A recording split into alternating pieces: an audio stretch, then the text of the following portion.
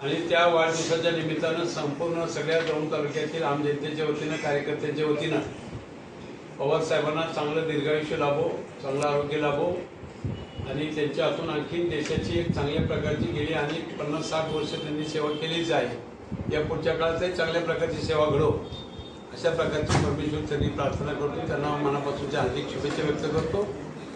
आणि या बरोबरच दुसरे काही विषय या राज्यामध्ये जे घडलेले आहेत त्यात परभणीचा विषय असेल, संविधानाचा अवमान करण्याचा प्रयत्न त्या ठिकाणी झालेला आहे आणि तिथं लोकांच्यावर अनेक जवळजवळ 150 का 200 लोकांच्यावर गुन्हे दाखल केलेले आहेत। याचाही निषेध म्हणजे मी या ठिकाणी करतो की अशा प्रकारे सत्तेचा गैरवापर या सरकारच्या माध्यमातून चालू आहे। गेली 20-25 दिवस झाले सरकार म्हणजे हे निवडणुका होऊन त्याचे एक निर्णय लागून अजून ग्रह खातं कुणाकडेच नाहीये, त्यामुळं कुठला कशाचाच कंट्रोल कुणाच्यावर राहिलेला नाहीये। त्याचाही मला या ठिकाणी जाहीरपणाने निषेध करायचा आहे। दुसरी गोष्ट, गोपीचंद पडळकर असेल किंवा खोत असतील या दोघांनी जे काही पवार साहेबांच्या बद्दलची स्टेटमेंट केलेली आहे ती अतिशय खालच्या पातळीवरची, नीच पातळीवरची आहे।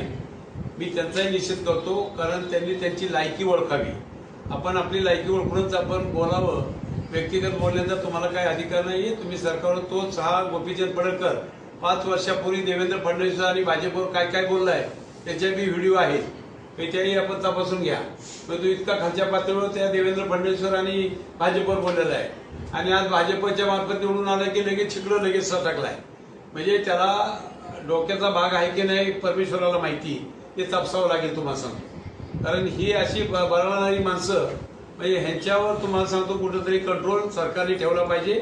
आज जे सरकार ज्यांचं आहे त्यांच्या सरकारमध्ये ते आमदार आहेत आणि म्हणून त्यांना कुठतरी त्यांच्या एका कोणतरी आधी यांनी सांगितलं बावनकुळे का कोणतरी की बाबा हे गोपीचंद पडळकर बोललाय एकदम चुकीचं बोललाय, म्हणजे त्यांनी त्याला हे केलाय म्हणजे सटकावलाय। परंतु तुम्हाला सांगतो ह्या गोष्टी तुम्हाला सांगतो कुणी बी असेल, रमेश थोरात असू नाही तर आणखी कुणी असो, आम्हाला काही कुणाच्यावर खालच्या पातळीवर जाऊन बोलण्याचा अधिकार अजिबात नाही।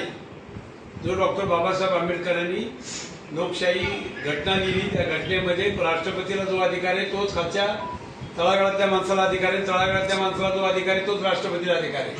ही घटना आहे आणि हे घटना आता संपवायचं काम म्हणजे हे सरकार करतंय। त्याला कुठेतरी आपण सगळ्यांनी जागृती निर्माण केली पाहिजे आणि सगळ्यांना आंदोलन करावं लागतील। आणि तुम्हाला सांगतो कुठल्याही परिस्थितीत आपण त्याच्यात कुठल्याही कमी पडू नये। आपला तालुका फार एक जिन्सी सर्व जाती धर्माची लोक आपण सगळे एकत्रित आहोत, म्हणजे आपल्याकडे असे कुठेही इतर तालुक्यासारखी अशी फाटाफूट वगैरे असा काही प्रकार नाही। अतिशय वन साइड असा तालुका आहे आणि म्हणून तो टिकवण्याचं काम आपण पुढच्या काळात केलं पाहिजे। आदरणीय पवार साहेबांच्या पाठीशी खंबीरपणाने आपण सगळ्यांनी उभं राहिलं पाहिजे, हे मला या ठिकाणी मुद्दाम सांगायचे। तुमचं राजेभाऊ काय सांगायचं? ईव्हीएमच्या बद्दल बोलले नाही तुम्ही? बोलू ना, सांगितलं ना नाही ते ईव्हीएमचं मी सांगितलं की ईव्हीएमचा निषेध आम्ही तर केलेलाच आहे। ईव्हीएमचं सगळ्या महाराष्ट्रामध्ये घराघरामध्ये चर्चा चाललेली आहे की ईव्हीएमनी अतिशय फार मोठा घोटाळा हरियाणा आणि महाराष्ट्रात दोन्ही ठिकाणी केलाय आणि छोटी राज्य सोडून दिली त्यांनी, म्हणजे जम्मू काश्मीर असेल किंवा झारखंड असेल ही छोटी किरकोळ आहेत ते फार, पण महाराष्ट्र आणि मुंबई हे सगळ्यात महत्वाचं हे अख्ख्या देशाच्या दृष्टीने आहे। आणि तिथं आणि हरियाणामध्ये ईव्हीएम लावला आणि ईव्हीएमची सगळी हे करून तुम्हाला सांगतो उलटपालट करून आज जे काही चांगल्या मताने निवडून येणारी लोक ती पाडली आणि ती लोक आता ही असली म्हणजे ह्या पडवळ सारखे ते पडवळच ना पडळकर ही असली माणसं निवडून आल्या 40-40 हजाराच्या फरकाने की यांना म्हणजे यांचं डिपॉझिट राहत आहे आणि डिपॉझिट राहणारी माणसं निवडून आल्या। त्याचं कारण एकच ईव्हीएम मशीन आणि ते मशीन थांबवण्यासाठी संपूर्ण महाराष्ट्रामध्ये आणि देशामध्ये हे एक दिवशी तुम्हाला सांगतो लोक सगळी रस्त्यावर आल्याशिवाय राहणार नाहीत आणि या सरकारचा निषेध करून या सरकारला कुठल्याही परिस्थितीत बॅलेट पेपरवर ही निवडणूक झाली पाहिजे। कारण ते मार्केटवाडी म्हणून आहे माळशिरस तालुक्यातली